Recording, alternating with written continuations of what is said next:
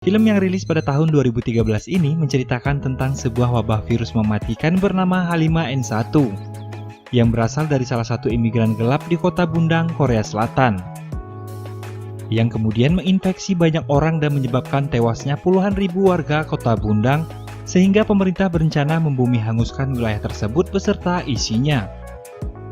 Menurut saya film ini sangat menarik untuk saya ceritakan kembali, karena bukan hanya menceritakan tentang sebuah virus, tapi banyak penggambaran perilaku dan moral manusia yang seketika berubah ketika dihadapkan dalam situasi dan kepanikan yang sangat kacau.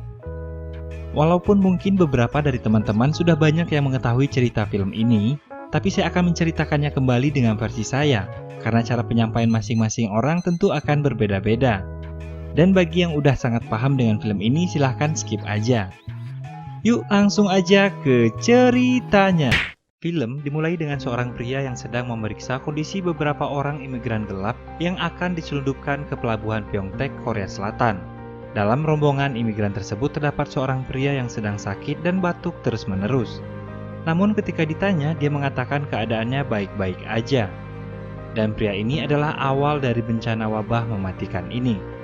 Singkat cerita, 9 hari berlalu dan kemudian kontainer yang membawa beberapa imigran tersebut sudah sampai di Pyeongtaek, Korea Selatan, lalu kemudian dibawa oleh sebuah truk.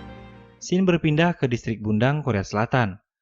Terlihat aktivitas beberapa regu penyelamat hendak menyelamatkan seorang wanita yang terjebak dalam sebuah mobil setelah mengalami kecelakaan di ruas jalan hingga membuat mobilnya terperosok ke dalam galian parit. Seorang regu penyelamat bernama Jigo bukan Jigong, turun untuk menyelamatkan wanita itu. Di bawah terlihat wanita yang berparas cantik itu sangat ketakutan. Beruntung sesaat sebelum kendaraannya jatuh, wanita itu berhasil diselamatkan.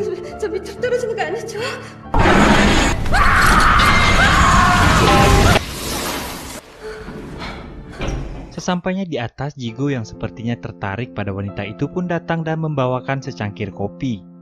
Namun wanita yang diketahui bernama Inhe itu bukannya berterima kasih, namun malah terkesan cuek dan ketus kepada Jigo.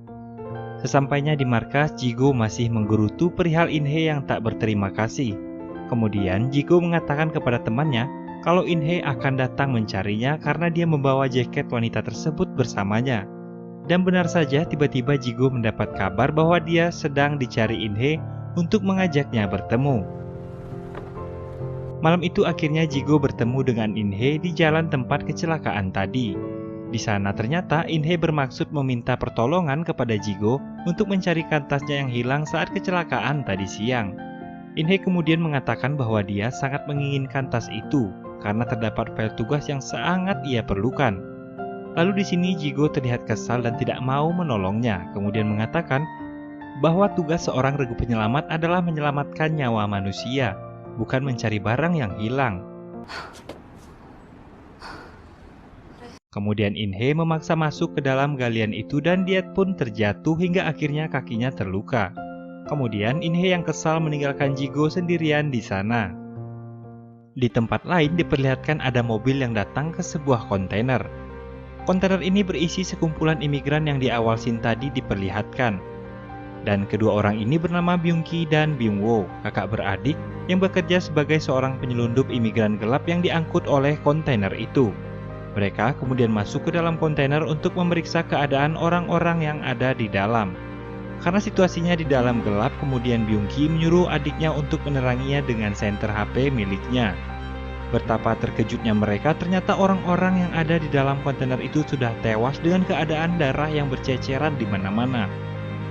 Tiba-tiba di bawah kaki Byung-woo dipegang seseorang yang meminta tolong hingga membuatnya kaget dan tak sengaja menjatuhkan HP-nya di antara mayat-mayat tadi. Kemudian Byung-ki menyuruh adiknya untuk mengambil HP-nya tersebut. Tanpa disengaja, Byung-woo memegang salah satu mayat yang sudah meninggal itu. Byung-ki kemudian menyeret salah satu orang yang masih hidup itu dari dalam kontainer. Terlihat, orang itu sepertinya meminta tolong untuk diselamatkan. Byung-ki dan Byung-woo kemudian memasukkan orang yang masih hidup itu ke dalam mobil mereka dan membawanya pergi. Pagi itu di parkiran pasar terlihat Byung-ki sedang menelpon seseorang menawarkan imigran tadi untuk dia jual. Akan tetapi, orang dalam telepon tersebut menolak karena hanya tinggal satu orang saja. Sesampainya di mobil, Byung-woo mengatakan pada kakaknya bahwa dia merasa tidak enak badan. Wajahnya pun terlihat pucat dan sangat lemas.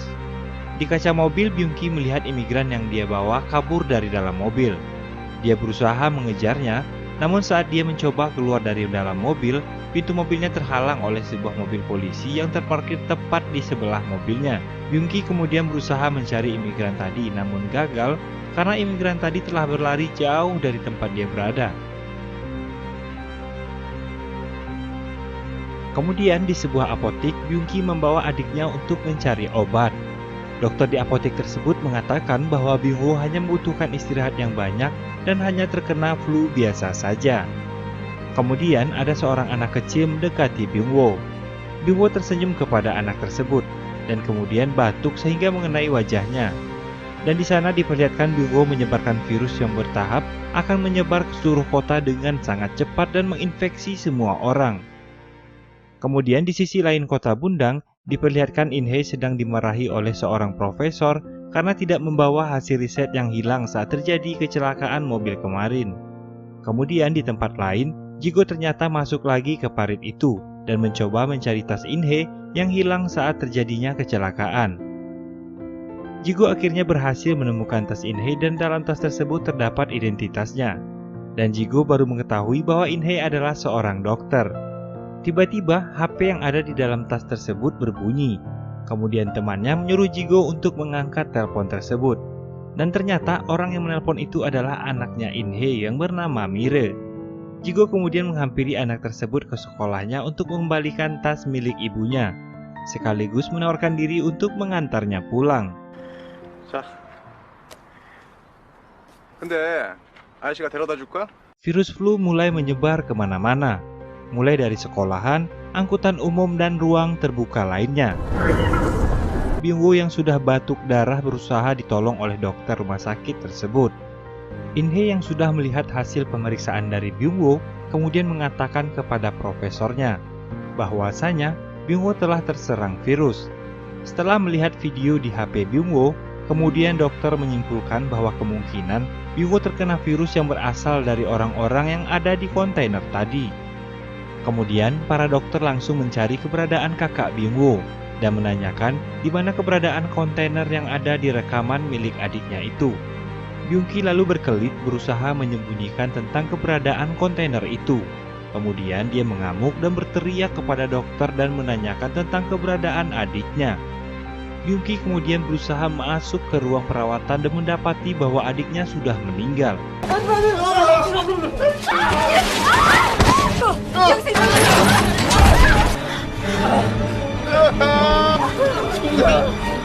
Kemudian siang itu di sebuah taman tak jauh dari apartemen tempat tinggalnya, Mire sedang mencari kucing yang bernama Kitty dan bermaksud memberinya makan. Dia melihat seseorang yang sedang batuk-batuk bersembunyi di bawah tangga. Dan ternyata dia adalah imigran yang lari dari kejaran Byung-ki.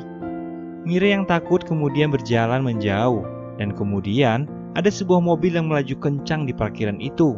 Mire hampir tertabrak. Beruntung, berhasil diselamatkan oleh imigran yang bersembunyi di bawah tangga tadi.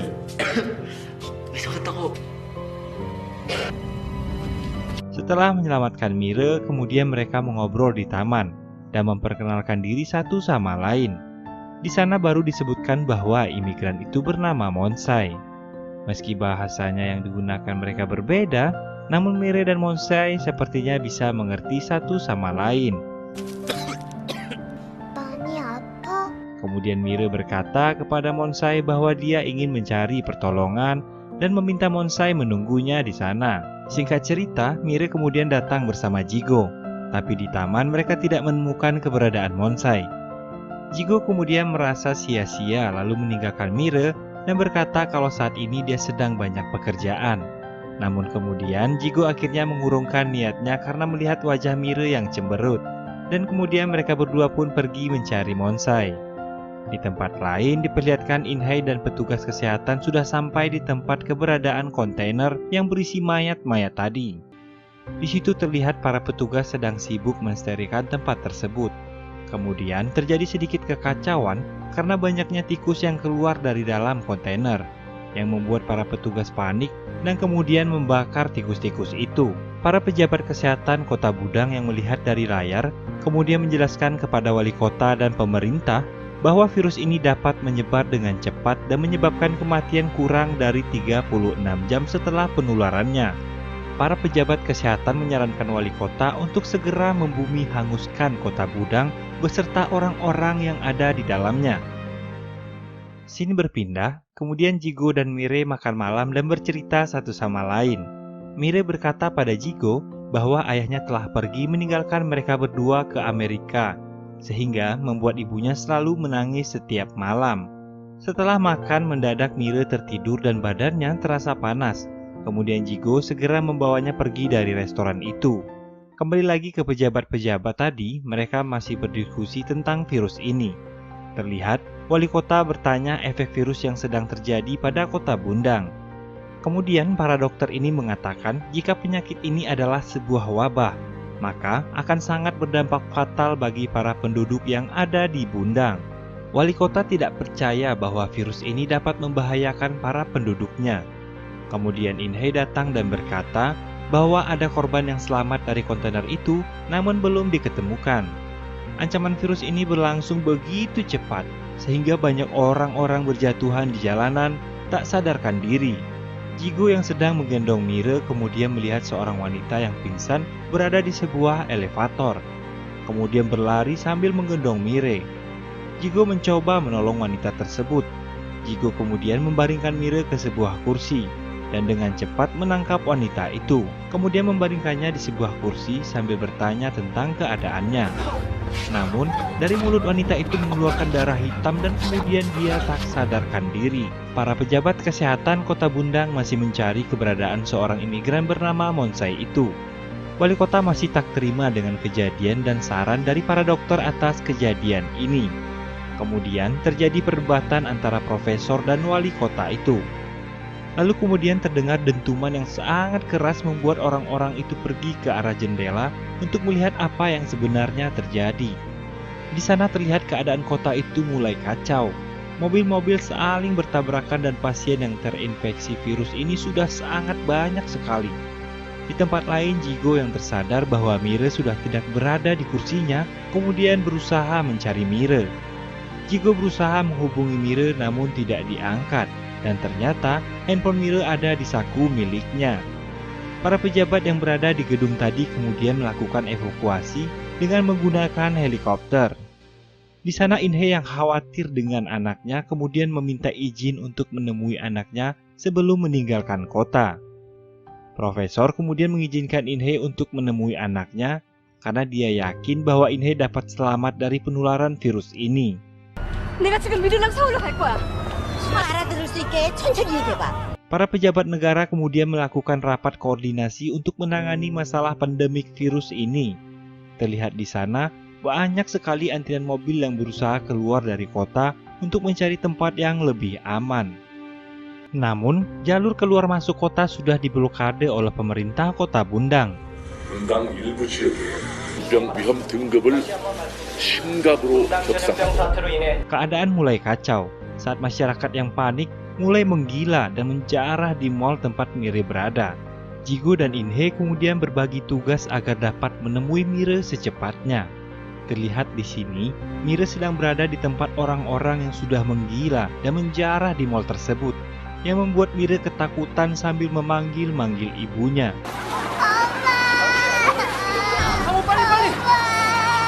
Pihak keamanan pun terlihat sangat bengis dengan secara kasar menghalau massa yang mencoba mengambil barang-barang di mal tersebut. Pada akhirnya Jigo dan In-hye pun berhasil menemukan Mire. Tapi karena kerumunan massa yang sangat banyak, ditambah lagi pihak keamanan memaksa menutup trali mal, membuat mereka kesusahan untuk pergi dari tempat itu. Dengan bersusah payah, akhirnya Jigo dan In-hye berhasil keluar dari mal tersebut.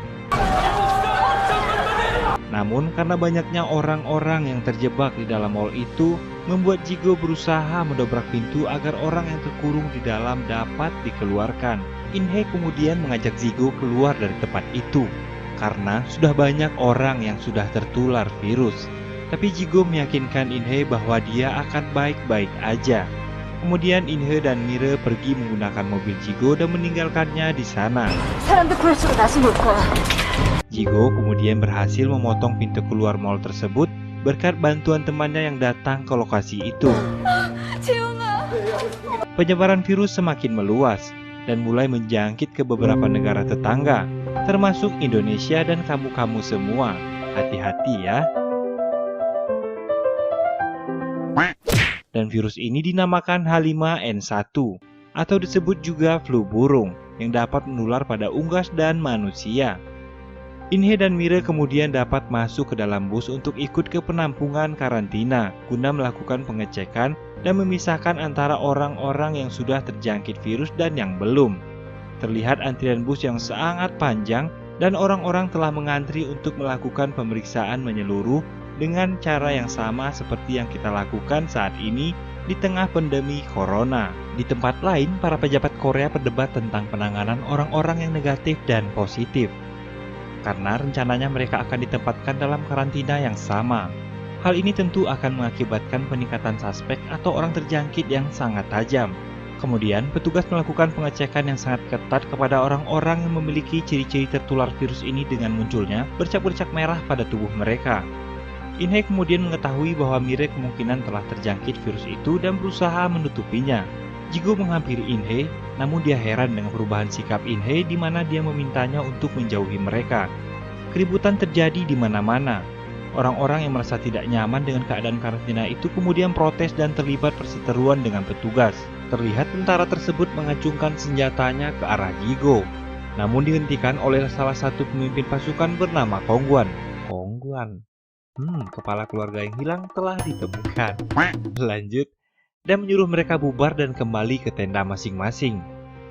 Keadaan di luar kota Bundang semakin kacau. Banyak orang-orang yang khawatir jika nanti virusnya akan sampai ke kota Seoul. Di sisi lain ternyata Jigo bersebelahan dengan Inhe di karantina tersebut. Jigo ternyata tahu bahwa Mire sedang terinfeksi. Kemudian, Inhe memohon kepada Jigo agar tidak memberitahukan kepada petugas karena dia tidak mau berpisah dengan anaknya itu. Jigo akhirnya menuruti permintaan Inhe itu karena ia tahu bahwa orang yang terinfeksi virus akan segera ditembak mati. Terlihat di luar keadaan sudah sangat mengerikan. Terlihat para tentara menembaki burung-burung yang sedang terbang karena dikhawatirkan akan membawa virus-virus itu dan penyebarannya akan semakin meluas. Monsai akhirnya ditemukan kemudian dibawa ke lab untuk diambil darahnya karena kemungkinan bisa menjadi antibodi untuk vaksin virus ini. Karena setelah lebih dari 2 minggu terinfeksi, keadaannya masih baik-baik saja. Inhe yang mengetahui hal itu langsung menjemput Mire dan berusaha membawanya ke lab itu. Saat hendak membawanya, tiba-tiba petugas karantina mencari pasien dengan nomor 2966. Karena pasien dengan nomor itu telah terinfeksi yang mana itu adalah nomor milik Mire. Seketika Jigo mengatakan dia adalah pemilik nomor tersebut, lalu kemudian dibawa ke karantina yang dipenuhi orang-orang yang telah terinfeksi.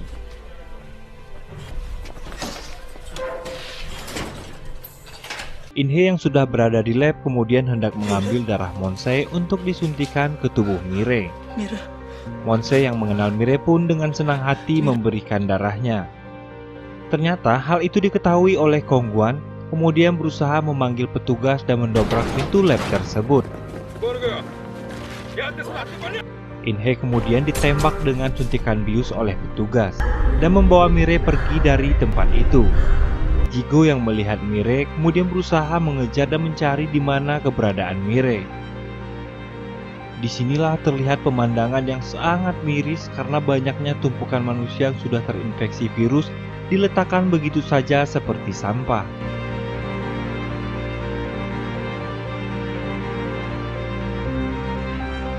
Inhe yang tersadar kemudian menanyakan keberadaan anaknya sambil mengancam akan membuang sampel vaksin yang telah jadi itu. Kemudian setelah tahu anaknya dibawa ke tempat pembuangan mayat, Inhe langsung berlari ke sana untuk mencarinya. Jigo yang sedari tadi bersusah payah mencari keberadaan Mire akhirnya berhasil menemukannya.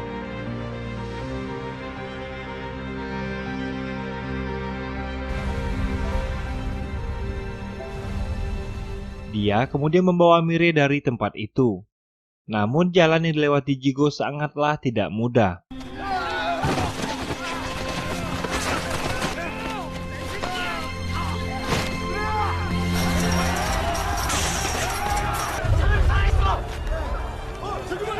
Monse yang baru saja keluar dari mobil tiba-tiba ditarik oleh Byung-gi yang sudah lama mencarinya karena dendam atas kematian adiknya. Byung-gi akhirnya menusuk Monse dan akhirnya dipisahkan oleh petugas. Walaupun dalam perjalanannya akhirnya Monse pun tewas, Kong-gwan yang menjadi inisiator massa kemudian berorasi bahwa mereka harus pergi ke kota Seoul agar pemerintah memperhatikan dan mau membantu mereka.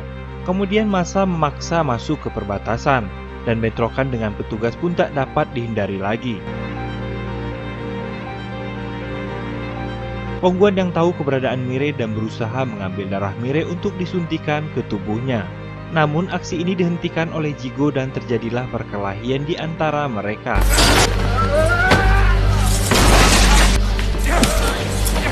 Sehingga mengakibatkan Kong-gwan pun tewas. Tembakan yang dilepaskan dari kerumunan massa memicu para tentara untuk melepaskan tembakan beruntun ke kerumunan massa. Terlihat orang-orang berjatuhan akibat dari tembakan itu. Keadaan ini sangat miris dan sangat mengerikan sekali.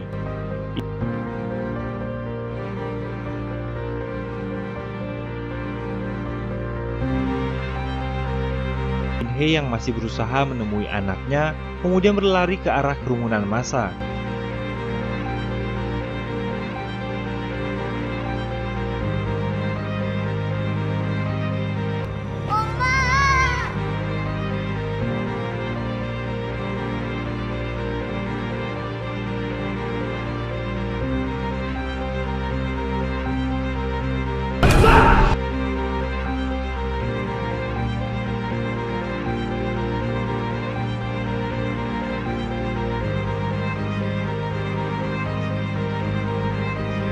Presiden Korea dan perwakilan Amerika kemudian bersih tegang karena presiden tidak terima dengan tembakan yang diarahkan ke penduduknya.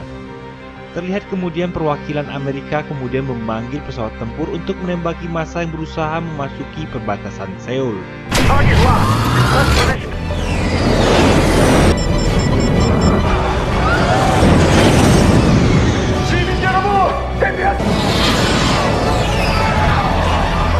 Presiden kemudian mengatakan agar menembak jatuh pesawat Amerika itu jika berani menembaki kerumunan massa.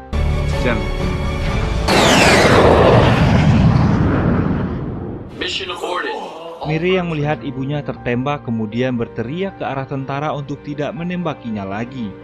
Massa yang tersentuh menyaksikan kejadian itu kemudian mencoba mengelilingi mereka bertiga untuk menghalau tembakan yang kemungkinan akan dilepaskan kembali.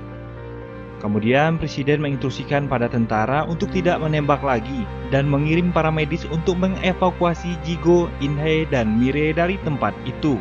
Dan kemudian film pun selesai.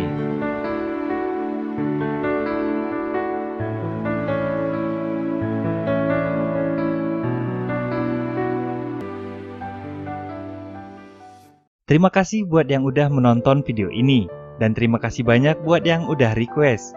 Sejujurnya saya lebih senang dengan film-film yang menguras air mata dan film-film yang menginspirasi. Kalau ada film-film menarik yang bisa kita sharing, silahkan komentar di bawah. Dan saya mohon maaf jika ada kekurangan dalam alur cerita film ini. Bagi yang suka dengan video ini silahkan klik tombol like di bawah, dan jika suka dengan video-video di channel ini, silahkan klik tombol subscribe di pojok kanan bawah, dan kalau udah saya ucapkan terima kasih. Baiklah, akhir kata saya pamit undur diri, sampai jumpa lagi di alur cerita film selanjutnya. Assalamualaikum warahmatullahi wabarakatuh, bye-bye.